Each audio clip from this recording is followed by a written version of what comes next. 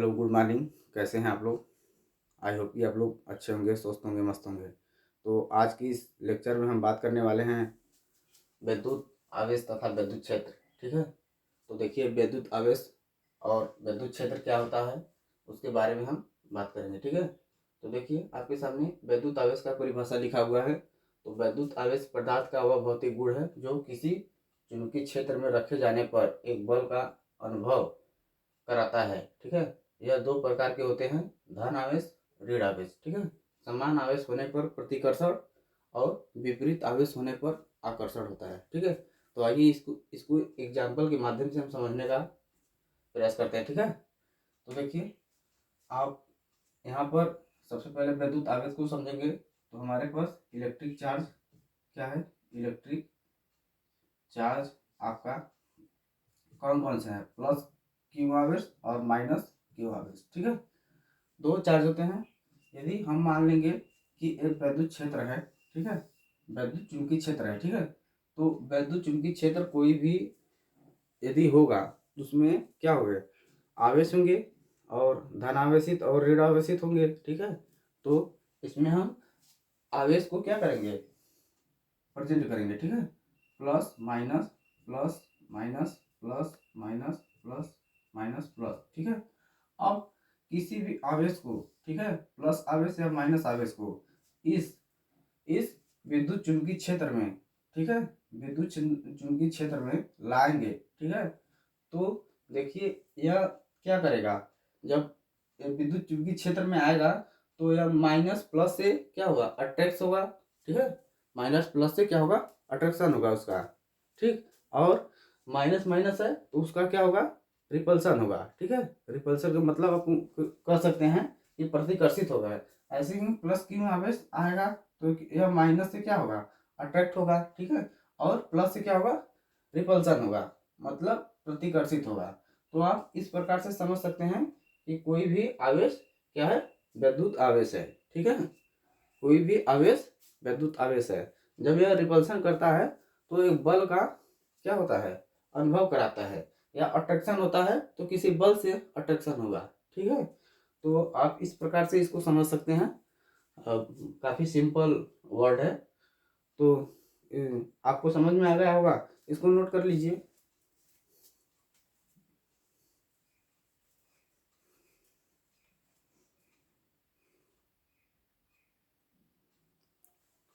आइए हम आवेश के बारे में समझते हैं। ठीक है, देखिए आवेश क्या होता है, आवेश किसी पदार्थ का वह भौतिक गुण है, ठीक है, जो किसी वस्तु को अपनी तरफ आकर्षित या प्रतिकर्षित करता है।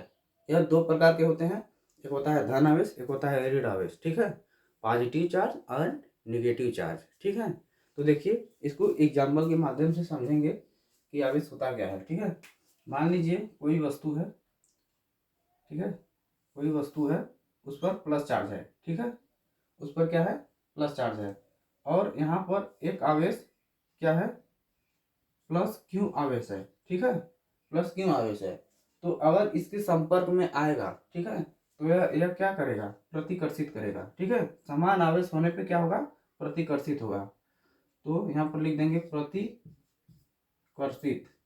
ठीक है, रिपल्सन जिसको कहते हैं, प्रति प्रतिकर्षित। ठीक है, यदि यही आवेश को यहाँ पर यदि हम समझें कि मान लीजिए आपके पास यह माइनस क्यू आवेश है, ठीक है, और यहाँ पर कुछ दूरी पर एक प्लस क्यू आवेश रखा हुआ है। ठीक है, तो यह क्या करेगा, इसके बीच क्या होगा, अट्रैक्शन होगा। ठीक है, क्या होगा, अट्रैक्शन।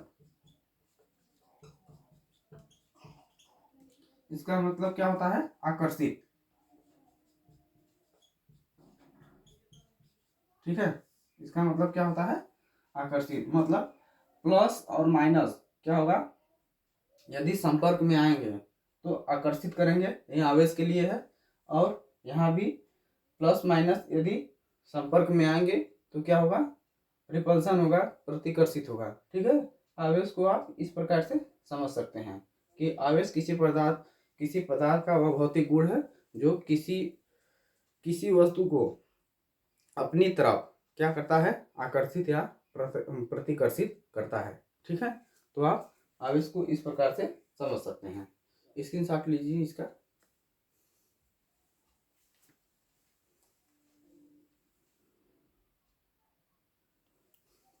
आइए समझते हैं। देखिए एक कूलाम की परिभाषा, ठीक है।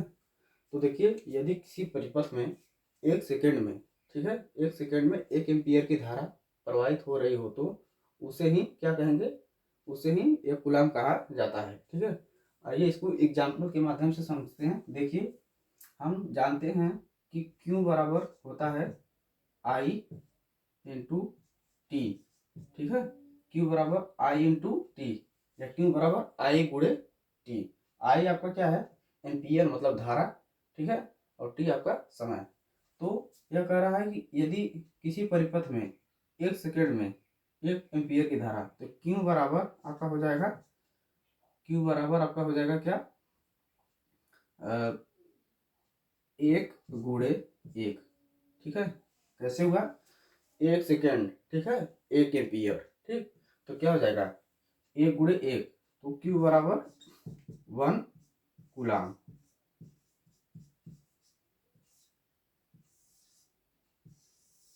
ठीक है। Q बराबर 1 कूलाम, मतलब कि यदि किसी परिपथ में 1 सेकेंड में 1 एम्पियर की धारा बहे तो वह उसमें जो आवेश होगा वो 1 कूलाम के बराबर होगा। यही क्या है, 1 कूलाम की परिभाषा है। आप इसे लिख सकते हैं आसानी से, ठीक है।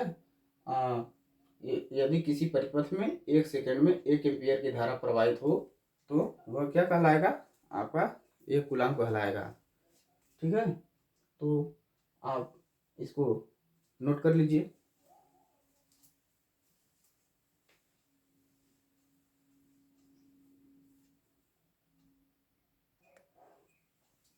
देखिए आवेश का क्वांटीकरण, ठीक है। आवेश के क्वांटीकरण से देखिए आपको हर साल 2 नंबर का प्रश्न पूछा जाता है, ठीक है। 2 नंबर का हमेशा आपको प्रश्न पूछा जाता है। जितना हम बताए हैं वो एक बार आप जरूर उसको ध्यान रखिए। हमेशा मतलब उसमें से प्रश्न पूछा जाता है, ठीक है। बोर्ड एग्जाम में, कक्षा 12 के बोर्ड एग्जाम में हमेशा पूछा जाता है, ठीक है। तो देखिए आवेश का क्वांटीकरण ये काफ़ी फेमस क्वेश्चन है, ठीक है। हमेशा ये भी पूछा जाता है। तो देखिए आवेश का इसका परिभाषा क्या होगा, क्वांटाइजेशन ऑफ द चार्ज, ठीक है, इसका इंग्लिश है। तो देखिए आवेश के क्वांटीकरण से यह तात्पर्य है कि किसी भी तत्व, तत्व मतलब पदार्थ के इलेक्ट्रॉनों का आदान प्रदान एक पूर्णांक संख्या में होगी। इसे ही आवेश का क्या कहा जाता है, क्वांटीकरण कहा जाता है, ठीक है। अब आप एक सूत्र पढ़े होंगे, क्यू बराबर प्लस माइनस एन ई, ठीक है। क्यू बराबर प्लस माइनस एन ई, जहाँ एन क्या है, पूर्णांक है, जहाँ एन क्या है, एक पूर्णांक है, पूर्णांक, ठीक। और ई आपका क्या है, ई आपका है इलेक्ट्रॉन, ठीक है। इलेक्ट्रॉन की संख्या, इलेक्ट्रॉन है, ई इलेक्ट्रॉन है, ठीक है, या आवेश कह सकते हैं, यहाँ पर इलेक्ट्रॉनों का आवेश, ठीक है। तो देखिए यह क्या होगा, इसको हम एग्जाम्पल के माध्यम से यदि समझेंगे तो इसका एग्जाम्पल एक सोडियम और क्लोरीन का काफ़ी फेमस एग्जाम्पल है, ठीक है। तो सोडियम और क्लोरीन इसको हम आसानी से समझ सकते हैं। जैसे देखिए सोडियम पर क्या होता है, Na+ होता है और यह Cl- होता है, सोडियम क्लोराइड, ठीक है।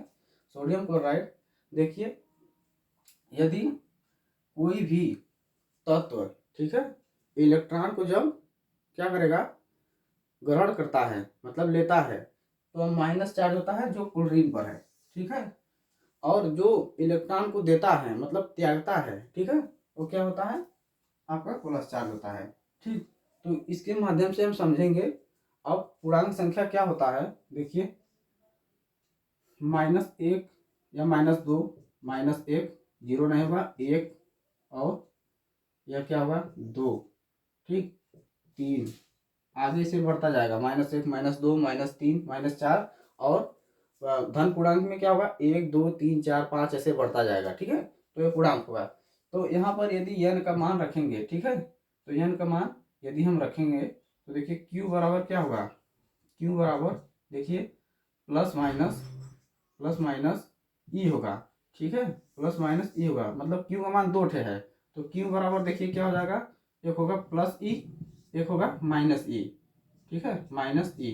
ठीक, आप इसको समझिए कि q बराबर क्या होगा, यदि 1 रखेंगे n बराबर n 1 रखने पर, n बराबर 1 रखने पर, तो यह क्या प्राप्त होगा, q बराबर प्लस माइनस ई प्राप्त होगा। ठीक है, तो एक देखिए यह एक इलेक्ट्रॉन क्या कर रहा है, एक इलेक्ट्रॉन त्याग रहा है। ठीक, और जो ले रहा है वो माइनस साइन बता रहा है। ठीक है, जो ग्रहण कर रहा है इलेक्ट्रॉन को वो माइनस साइन बता रहा है, और जो इलेक्ट्रॉन को त्याग रहा है वो प्लस साइन बता रहा है। ठीक है, इतना आपको समझ में आया। देखिए आपको हम फिर से समझा देते हैं। देखिए क्यू बराबर माइनस प्लस माइनस ये नहीं होता है। ठीक है, अब देखिए n का मान यदि 1 रखेंगे, ठीक है, n का मान यदि 1 रखेंगे तो क्यू बराबर प्लस माइनस क्या होगा, प्लस माइनस ई होगा। ठीक है, तो जो इलेक्ट्रॉन को देखिए, जो इलेक्ट्रॉन को क्या करेगा, त्यागेगा, वो क्या होगा, आपका प्लस होगा, और जो इलेक्ट्रॉन को ग्रहण करेगा, ठीक है, वो माइनस होगा। इससे आप समझ सकते हैं कि इलेक्ट्रॉन का क्वांटीकरण का सिद्धांत यही है। ठीक है, तो आपको अच्छे ढंग से समझ में आ गया होगा, तो इसको क्या करिए, आप नोट कर लीजिए। ठीक है, यही है इलेक्ट्रॉन का क्वांटीकरण, quantization of the charge, electron का क्वांटीकरण। आप इसके जरूर नोट करिए, आपको समझ में जरूर आ गया होगा। ठीक है, नहीं आया होगा तो एक बार फिर से हम कमेंट करेंगे, बता देंगे। ठीक है, इसको जरूर आप नोट कर लीजिए।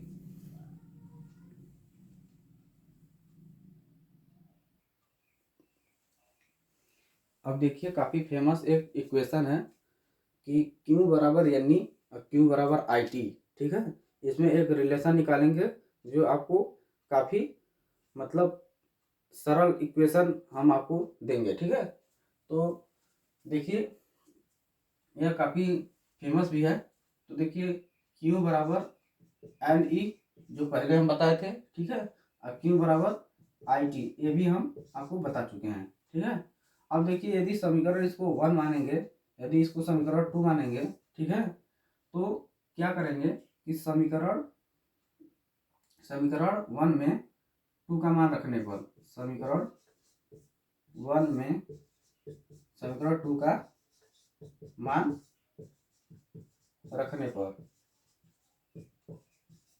ठीक है, तो क्या होगा, देखिए इसको रख देंगे तो क्यू क्यू इक्वल है, तो क्या हो जाएगा I T equal to N E. ठीक है, यदि यहाँ से हम सबके बारे में समझ लेते हैं क्या क्या है। ठीक है, अब देखिए आई आपका क्या है, धारा, यदि धारा दिया हो, ठीक है, टी आपका समय, ठीक है, समय दिया हो इसमें, ठीक, और एन इलेक्ट्रॉनों की संख्या, इलेक्ट्रॉनों की संख्या, ठीक है, और ई जो है इलेक्ट्रॉन का आवेश। ठीक है, इलेक्ट्रॉन